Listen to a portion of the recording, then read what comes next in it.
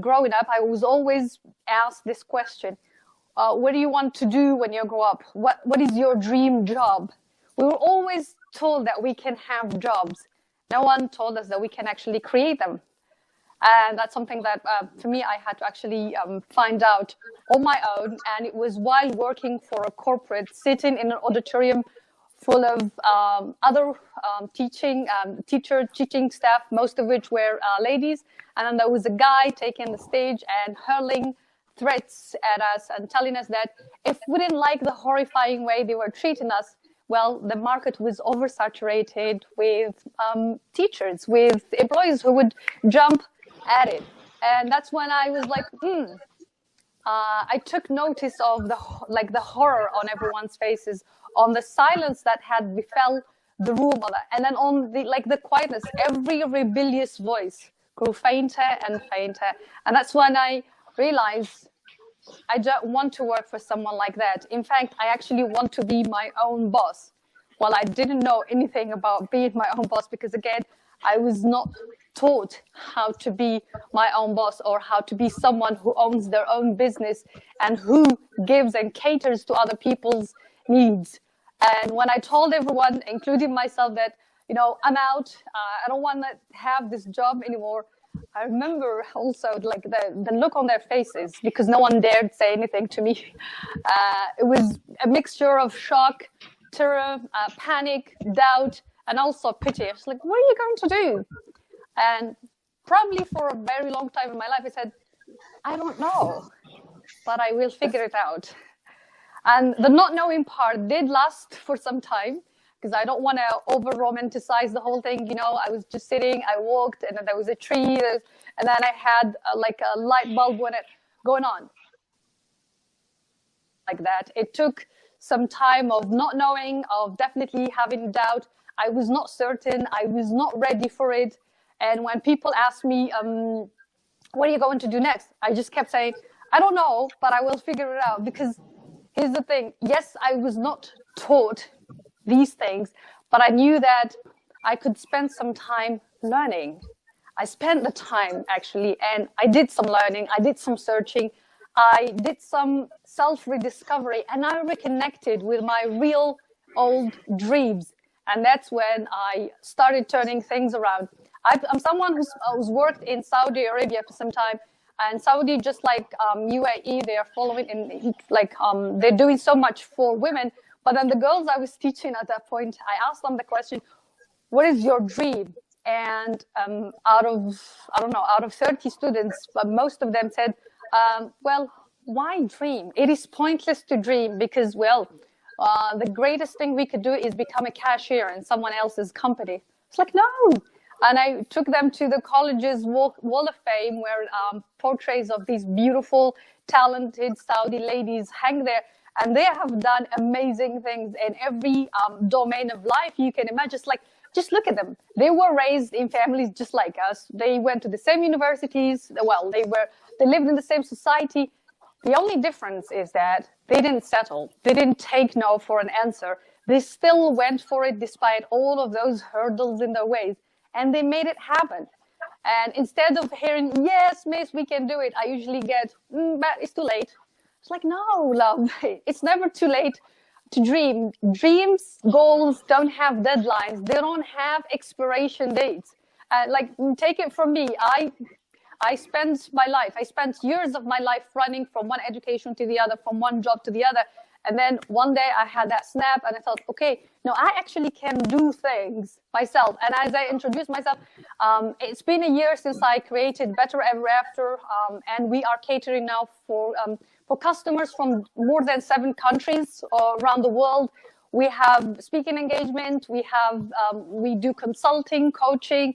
I'm writing my books. I have interviews on TV, podcast, and it's working on me. I'm thriving. And I know that others can thrive too. And then this is the kind of education I want us to offer to our girls, be it mothers, sisters, daughters, nieces, friends, any woman we cross paths with. This is the kind of education I want us to make available for our women, young and adult. You can be Khadija, the Prophet's wife, sallallahu alaihi wasallam. You can be Oprah, you can be Lalla Fatma, you can be Serena Williams, you can be Charlize, you can be Jelena, you can be Khulud, you can be Nada, you can be any one of these amazing, beautiful ladies, and much, much more. Everything you need, ladies, is already deep inside you. It's your uniqueness, and it's the power of being you.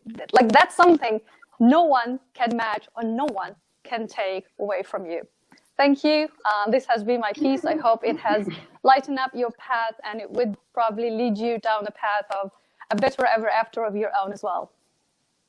Amazing thought. I think this is the starter, main course is still there. So we will come back to you, and we'll take a lot of more thoughts about your journey about transforming yourself from an employee to an employee. I will take some comments from Fatima because she is the happiness coach. So there are so many women in the world which are not happy with their surroundings. They don't have better jobs. They don't have opportunities to the healthcare and education. I mean, they want to study, but no one let them study. If someone let them study, the study is bad quality. So in all these difficult situations, what you can advise them, how to bring happiness in their life? Thank you, Musa. Now, here's the thing. When people hear the word happiness coach, they have Santa Claus in their mind. And they think of someone bringing bags and giving everyone freebies. That's not how it works. But, the thing with happiness is that it is a choice, and it's a decision, and it's a mindset, and it's in the here and now. Do you want to be happy? The thing with people is that they wait for everything around them to be perfect, to align for them to be happy. And that's the mistake. Happiness is not a feeling, it's an action. Do the things that make you happy. Now, I've just shared glimpses of my life, but I always tell people I've been through all kinds of things. And I've been on the other side of being that person who's negative and who always focuses on these. But then breaking through to the other side, I realized, what? I was just, I lost so many years doing the right thing and focusing on the wrong things.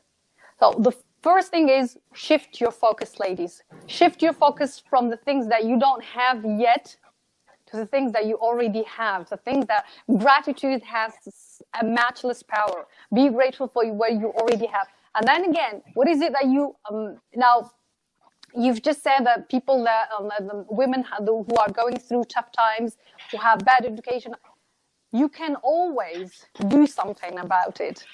One of the things that make us feel miserable is the thing, like what Nada has spoken about, the victim mentality and the victim mode that we activate. It's like we think that, oh, wow, we are helpless.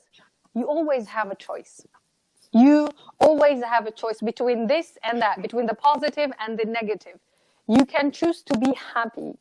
You can choose to be successful. You can choose to do something with whatever it is that you have. Now, the good thing about being at rock bottom is that there is no lower place to go. It only goes upward. It only goes the way up. So that's something to look forward to. I tell people, what I tell people usually is that shift your focus, practice gratitude, and then build a happy routine around the things that you are doing so that it fortifies it. It helps you. What things make you happy? I usually tell my clients, do and make a happiness list. What are the things that make you happy? Is it a movie? Is it chocolate? Definitely something velvety. Is it being around with a friend? Whatever it is, well, definitely not doing the dishes, not for me. But whatever makes you happy, make it, put it on a list, write it down. And whenever you feel a bit low, try to use it as a rescue. Like run to it, pick yourself up, and then keep on moving. You are the only person who is in charge, who is in control of your state of mind, of your state of feelings. Do not let others tell you otherwise, and do not let the exterior factors affect that or take it away from you. That's an amazing. So I will put another scenario in front of you. There are some working women. Their husbands are not working, even not earning, and on top of it, they have kids as well. And one of the most important thing is that when they go home, they are the victim of domestic violence. Means husbands physically torture them, abuse them, whatever you can say. Domestic violence is a good word for it. So, Yeah. I mean, how they can find happiness when they know that there is no escape outside, inside, and they are stuck in the vicious circle. So, what is your advice for such kind of professional women? Domestic violence is definitely one of the topics that really hit me hard, and I talk about continuously. I've written about them in my books, and I usually speak about them as well in my speeches. I would like to disagree with what you just said, Musa. There is no escape. There is always an escape. No one is stuck. The only place you are stuck in here is this place, your mind. This is what your mind tells you. You are stuck here. You're stuck in this relationship. You're stuck with this person. You can always unstuck yourself. I will definitely tell women, work on yourself, because a woman who's been through an abusive relationship is a woman who is fragile. Her feelings are shattered. Her self-worth is shattered. She's very dependent emotionally, financially on that man. So this is like an advice that I've already given to people, and it definitely has worked, and I'm grateful that it did, and I definitely would love to share it with women. If you think that there is nothing to salvage in that relationship, if you think that there is no redemption for that man who keeps beating you, and it only gets worse, especially I always tell women, it's like cheating can probably be reconciled, and if it happens once, but then the beating always, once a beater, always a beater. He will always hit you again, and it usually gets more violent with time, and it moves sometimes from the wife to the kids. So if there is no redemption, if there is no salvation, work on yourself first. Build yourself up. Build your independence financially, emotionally, psychologically, mentally. And when the time is right, quit. Because that is the only way. There is an escape, but first you have to work on yourself, and you have to realize that that man is not everything, and that state of marriage is not even a marriage, because it's supposed to be a happy ever after, and you only see in the misery part and like the horrible part of it. And think also of your children, because you can still give them and provide them with that safe haven when there is true happiness, where there is emotional stability, where there is everything that you want. But work on yourself first, and then you will get there.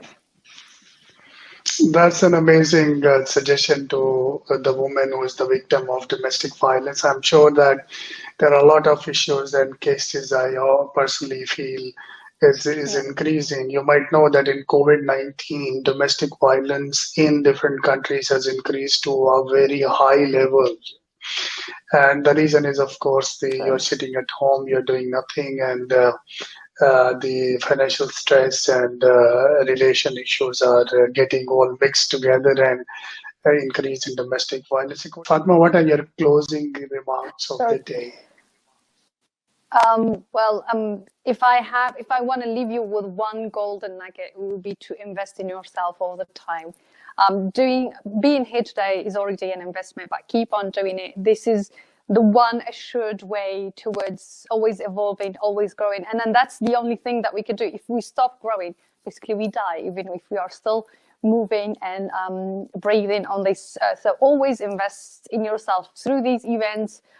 Invest in the things that really matter to you. Your learning, your relationships, your growth, your business, your studies. Never stop doing that. And then the second one would be to be conscious. Be conscious of your choices, of your thoughts, of your emotions, of your feelings. And that's the way you can actually make an impact and have lasting changes throughout your life.